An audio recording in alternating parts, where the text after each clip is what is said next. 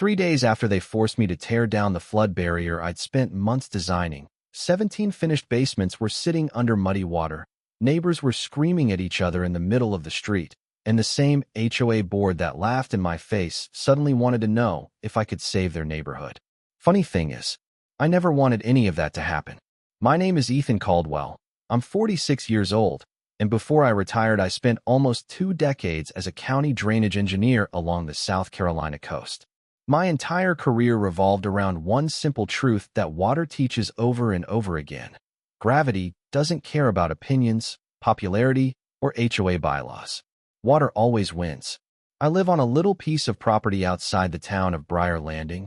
Nothing fancy, just an older ranch house with faded blue siding, a gravel driveway that crunches under my pickup every morning, a detached workshop that smells like cedar and diesel fuel, and enough trees around the place that I can hear owls at night instead of traffic. My house sits uphill from Willow Creek Estates, a picture-perfect subdivision filled with expensive brick homes, immaculate landscaping, matching mailboxes, and neighbors who seemed to believe that appearances mattered more than common sense. Technically, my property wasn't even part of their homeowners association, but because rainwater doesn't recognize legal boundaries, everything that happened on my hill eventually affected the land below. Most people never think about that. Engineers do. Years before I retired, I'd noticed how storms were changing. Rainfall came harder, faster, dumping months of water in a single afternoon. The old drainage calculations everybody relied on weren't holding up anymore. So after buying my property, I spent nearly a year studying the slope, running measurements, comparing county survey maps with updated elevation data, and figuring out how to protect my land without making life worse for anyone downhill. What I eventually built wasn't a wall the way people imagined. It was a reinforced concrete berm, low enough not to ruin the view, planted with native grasses so it blended into the landscape, and shaped specifically to slow runoff before releasing it gradually into a natural drainage channel. It wasn't glamorous. Nobody driving past would have taken a second look. But every inch of that structure had a purpose. During heavy storms, it temporarily held thousands of gallons of runoff that otherwise would race downhill like a freight train. I paid for every bag of concrete myself, pulled every permit, passed every inspection, even invited the county engineer I used to work with to double-check my calculations because I didn't want surprises. He walked the entire site, nodded once, and said, "Looks boring." Coming from an engineer, that's about the highest compliment you can get. Life stayed quiet for almost 4 years. Then the board changed. The new HOA president, Monica Reeves, believed every property surrounding Willow Creek should look like it belonged in a real estate brochure. She was organized, confident, and the kind of person who smiled while telling you exactly why you were wrong. The first time we met, she stood at the edge of my driveway wearing spotless white sneakers that probably cost more than my work boots. She looked past me toward the berm and asked, "Do you plan on cleaning that up?" I honestly thought she meant the wildflowers growing across it. I smiled and said, "Nature usually handles that for me." She didn't smile back. "That concrete embankment is an eyesore. Several homeowners have complained." I shrugged. Good thing they don't own it. Her expression tightened just enough for me to realize this conversation wasn't about landscaping. It was about control. Over the next few weeks, I started receiving letters addressed to neighboring property owner. Every one of them claimed my berm redirected water in a way that threatened property values, even though nobody had ever produced a single engineering report to support the accusation. I answered politely each time, attaching copies of county approvals, permit records, drainage calculations, and photographs taken during previous storms showing how the system worked exactly as intended. I figured facts would settle the issue. That's the engineer in me. Monica preferred votes over facts. At one board meeting I attended as a guest, one homeowner stood up and pointed toward a photograph of my property projected on a screen. "It looks industrial," he complained. Another added, "If one person builds something ugly, everybody else will." I raised my hand and asked the simplest question I could think of. "Has anyone here reviewed a hydrology report before deciding this structure is unnecessary?" The room went silent for maybe 3 seconds before someone laughed from the back. Monica folded her hands together and said, "Mr. Caldwell, this isn't an engineering conference. It's a community standards meeting." I looked around the room at people nodding in agreement and realized not one of them was talking about water anymore. They were talking about appearances. That's when I understood we weren't having the same conversation. About a month later, a cream-colored envelope appeared in my mailbox, thicker than the others, complete with embossed lettering across the front. Inside was what they called a formal nuisance declaration. According to the document, my flood berm created an unattractive visual obstruction and allegedly altered natural drainage patterns. The board demanded I remove it within 30 days or face escalating legal action. I actually laughed when I finished reading it because the wording made one thing painfully obvious. Whoever wrote that notice had absolutely no idea what the berm actually did. Then I stopped laughing, because if they somehow succeeded in forcing its removal, they weren't just risking my property. They were gambling with every house sitting below mine. I walked out to the berm that evening just before sunset, rested one hand on the warm concrete, and watched the slope disappear into Willow Creek Estates. Kids were riding bicycles. Couples were walking dogs. Sprinklers clicked across perfectly trimmed lawns. None of those families had any idea that a quiet strip of reinforced concrete uphill was helping protect their homes every time the sky turned black. They thought it was just an ugly wall. I knew it was the only reason stormwater arrived slowly instead of all at once. And for the first time since building it, I wondered what would happen if people insisted on learning that lesson the hard way. The next morning, I drove into the county records office carrying a thick binder that hadn't seen daylight in years. Old habits die hard, and engineers tend to keep everything. Every permit, every elevation survey, every rainfall model, every inspection report I'd collected while building that berm was still organized behind color-coded tabs. Melissa, the clerk behind the counter, looked up with a smile the second she recognized me. "Please tell me you're not back because another developer ignored a drainage easement." I laughed. "Not this time. This one's stranger." She spent 20 minutes pulling archived plats while I compared the original subdivision grading plans against the current satellite imagery. It didn't take long to find what I already suspected. Willow Creek Estates had changed over the years. Homeowners had expanded patios, enclosed sunrooms, replaced permeable landscaping with decorative stone, widened driveways, and added retaining walls that were never part of the original drainage calculations. None of those projects seemed important by themselves, but together they reduced the ground's ability to absorb water. The subdivision wasn't more vulnerable because of my berm. It was more vulnerable because everyone had spent years making runoff move faster without realizing it. My berm simply slowed the final surge before it reached them. That afternoon, another certified letter arrived from the HOA's attorney.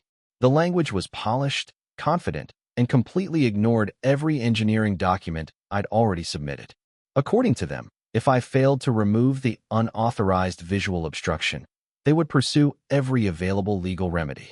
I read the letter twice, set it on my workbench, and made coffee before calling the attorney whose name appeared at the bottom.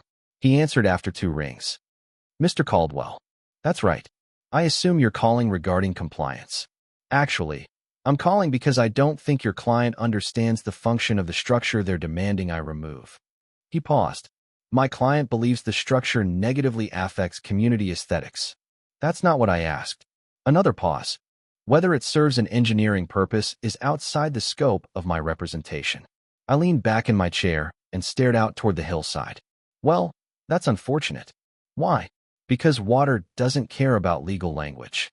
He gave a polite chuckle, probably thinking I was trying to sound clever. I wasn't. I was stating a fact. Over the next several days, I made one last effort to avoid a disaster. I mailed copies of my drainage analysis to every board member individually, highlighting only one paragraph. If the berm were removed before a major storm, peak runoff into the subdivision would increase substantially. I didn't accuse anyone. I didn't threaten anyone. I simply explained the physics as clearly as I could. 2 days later, Monica knocked on my front door. She stood there with 2 other board members, arms folded, wearing the same calm expression she'd worn since the day we met.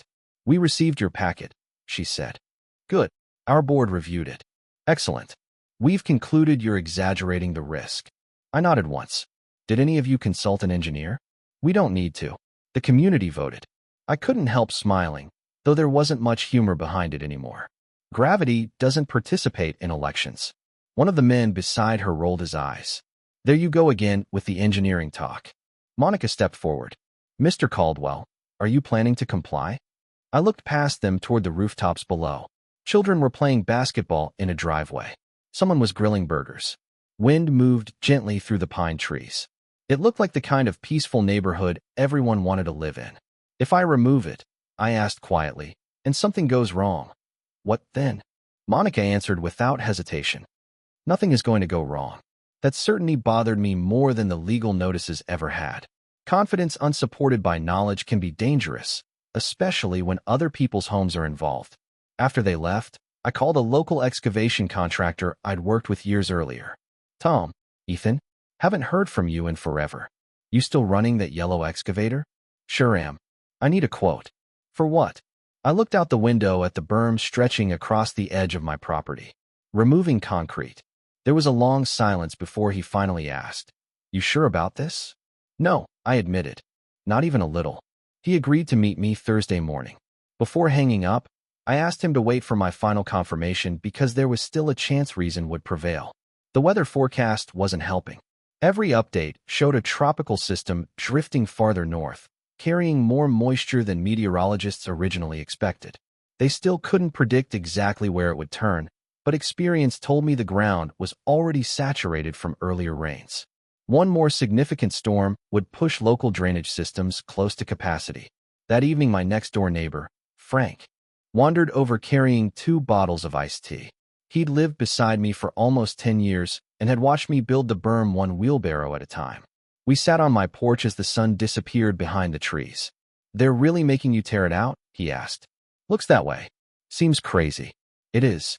Think they'll ever admit they're wrong? I smiled into my bottle. People usually don't.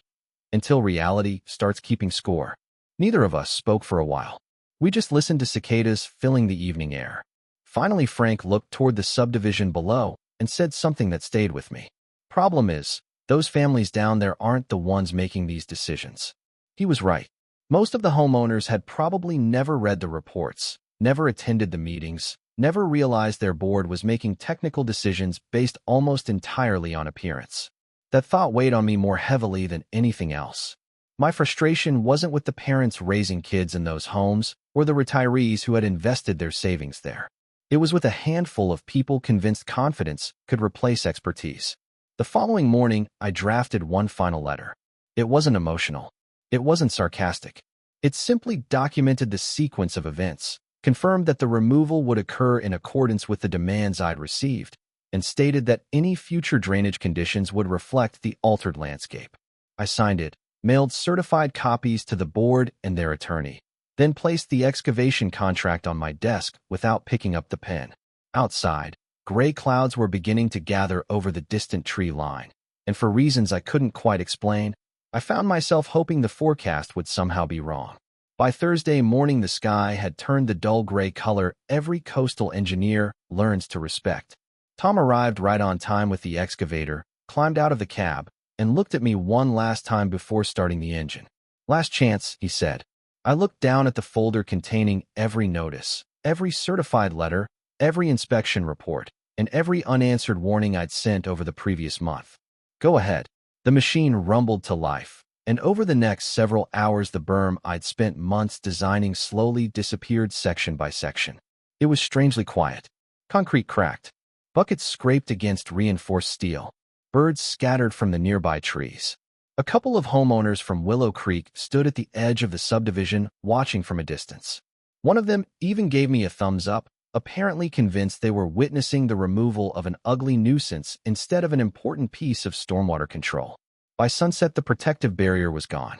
All that remained was freshly disturbed soil following the natural slope downhill. I stood there for several minutes after Tom loaded the excavator onto his trailer. My property suddenly looked exactly the way the HOA wanted it to look. Clean, open, uniform. It also looked vulnerable. The rain started the following evening.